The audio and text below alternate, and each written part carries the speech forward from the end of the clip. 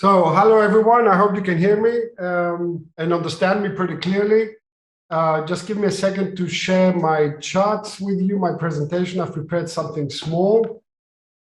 I have basically three, so let me see. So you can see it now, I assume. I'm just going to give you a short overview. I don't have a lot of time, so I'll try and keep it short and sweet. Three questions I want to address today. The first question is obviously, currently we hear about the cruise industry. It has problems and people cannot travel because of the COVID. Does it actually make sense to even go in this area? And surprise, surprise, I do think it makes a lot of sense, especially now, and I will explain to you why. The second type of question is, what is the program about? And can I do anything with it if I decide not to go and specialize on cruises? The answer is simply yes, and I will explain also why this is the case.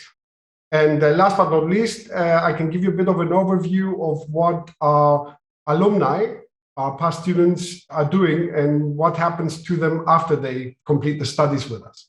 So I'll start with the first question. If we look at the cruise industry and the development over the last years, we can see an industry which has become pretty successful. It's grown enormously in terms of passenger numbers.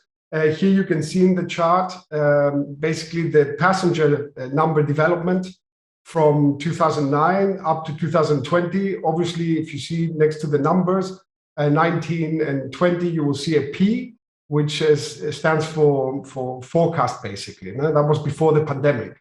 So we're talking about an industry which has been evolving upwards and positively over the last decade or so. In terms of its economic impact, it is a small fraction of the tourism industry, but yet a quite significant one, summing up to around about $150 billion of economic impact, direct, indirect, over yearly. We're talking about over 1 million jobs, and we are talking about around about 30 million passengers. So you can see that there's always a big fuss about every new ship that's coming, the new developments in terms of shipbuilding and technology. And, it's even let's say, the main topic of several documentaries. So it's an industry which has attracted a lot of attention for good reasons, also positive as well as negative.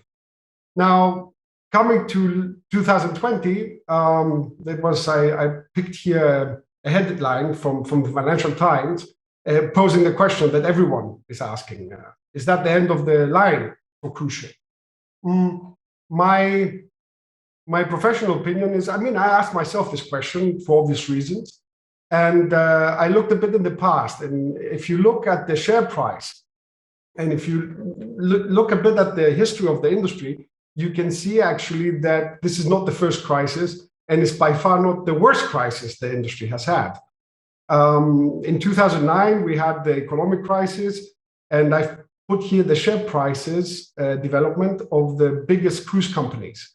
When we're talking about the cruise industry, we're talking about many brands, but essentially we're talking about 3 or 4 big company groups that holdings that own those brands. And as you can see, let's say the impact in terms of share price was a lot worse in 2009 than actual today. And this is not the first crisis the industry has experienced. The industry itself got born out of a crisis. It was when they were doing the transatlantic crossings, at the times of the Titanic, where at some point in the 70s, we started having jets becoming more popular. So, a lot of those shipping companies entered a crisis. What are we going to do now? And they started developing the cruise concept, at the end of the day, which we see today.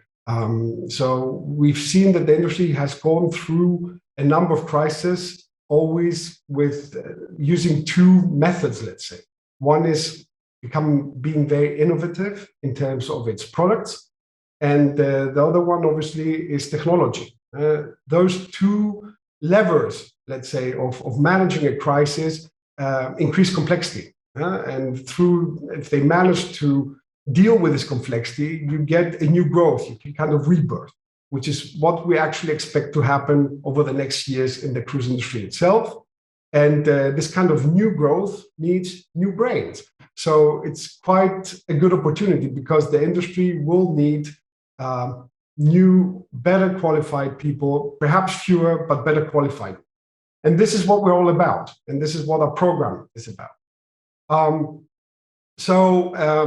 Before starting there, Georgi mentioned to you a bit about let's say the different cities, and everyone knows Berlin and Munich and the big cities, but I can tell you there are quite a few beautiful towns and cities in Germany where you can have a very good student life away from huge expenses, a lot of traffic and all the problems you get with big cities. In Germany, if you want to party and everything, it's quite easy to go from one city to the next because of the highways. Here are some impressions of our city here in Bremerhaven. It's a maritime city. You can go to the sea. There's even a small beach around the corner at the university. Here are some impressions, and we have also a cruise terminal with a number of cruises starting and ending here as well. Our university, as university, is also one. It started as a school of navigation, so it has quite a long history. But it was founded around about, as we know today, 1975. So the university is as old as I am. Today, we have around about 3,000 students. So we are, by German standards, a small university, and we like it that way because it allows us to do things you cannot do and take care of our students in ways you cannot when you're in a big university. And a lot of our programs reflect also this maritime character. So a bit to tell you about our city. Now, coming to the program itself, it's essentially a business degree. So if you imagine, you see here the main structure of the program. So on the basis of everything and the main focus of your first semesters is going to be basics of economics and management, but in English.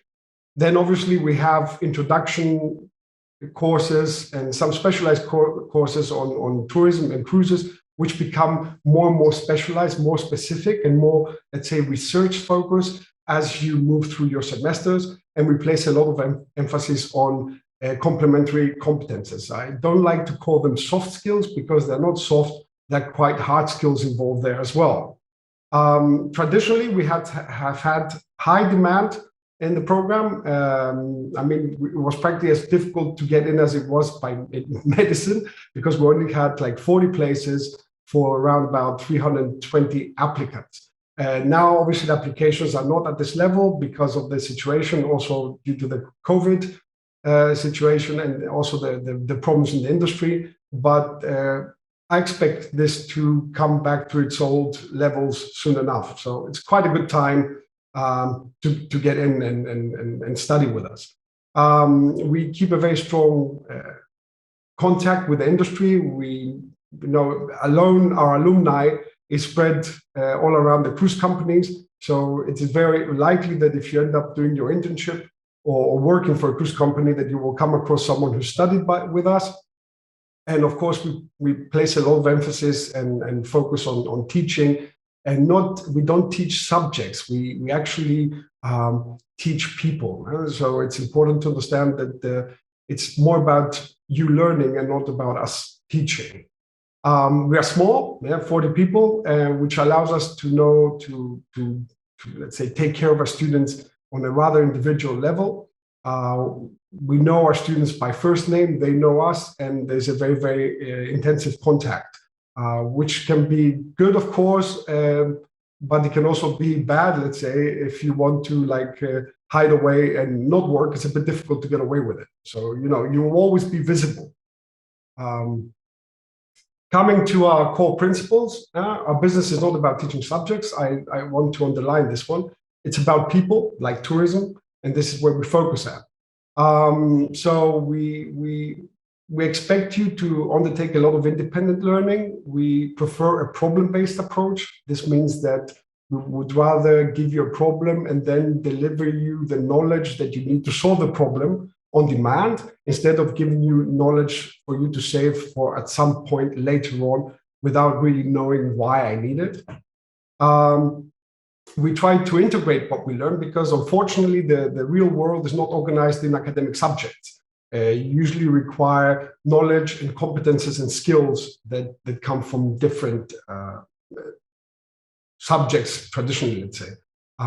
So being able to pull all this together in order to deal with a particular situation or problem is what I would define as competence. And this is what we actually try to foster and develop here. And of course, we try to, we usually say our laboratories are not inside the building, but they're outside where the tourists are, where the action is taking place. So we also have an integrated consulting project, which is around for a full year at your final year, usually with a company, usually with a cruise company, with a cruise operator. We also have the opportunity to have internship, either 2 semesters or 1 semester internship and 1 semester studying abroad in another university, in a partner university. So, we also like our students to get out there. I mean, we wouldn't be studying tourism if we didn't travel a bit, would we? So these are basically the principles by which we have built our program. And if you want to see more, I'll give you a link at the end. But it might be important for you to also know what happens to our students once they graduate. So a large part of them, half of them goes into permanent employment, and around a quarter of them go and do a master's somewhere else, which is not a bad idea nowadays. Qualifications are good, and we have also Heilbronn here with a master program. It could be a nice combination, I guess. And we have, of course, a small percentage that does temporary employment. This is effectively people deciding after their studies to say, I would like to travel the world a bit, so I will take a short-term contract on a ship, travel a bit, and then I'll see what I'll do after this. Another question that comes along is, where do they work? Most of them in the back office. Most of them earn around about from 25 to 50,000 euros at the beginning of their career. And most of them obviously live in Germany, and the vast majority would study CTM again if they would have to decide. And this is where you can find more information. Just visit our homepage. This is www.ctm-hs-bremerhaven.de. And this is where I'm done with your presentation. If you have any questions, let us know. And I would also like to pass you over to Leonie, one of my students, who can give you another perspective in the whole thing. Thank you.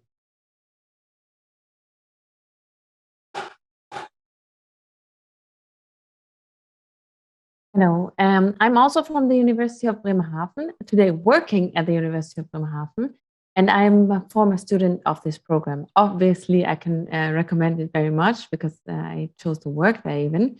And yeah, a lot of our students have had great experiences working here and then going into all kinds of different directions in their business life. And we brought you a current student because we can tell you a lot, but somebody who is actually there and studying the program at the moment is offering some kind of insights that we cannot offer you. So Leonie will tell you about, I think you will tell us about 5 reasons to study cruise tourism management. Is that right? Thank you. So, hi, I'm Leonie. As you already said, I'm now in my 5th semester studying CTM. So I'm already here for 2.5 years.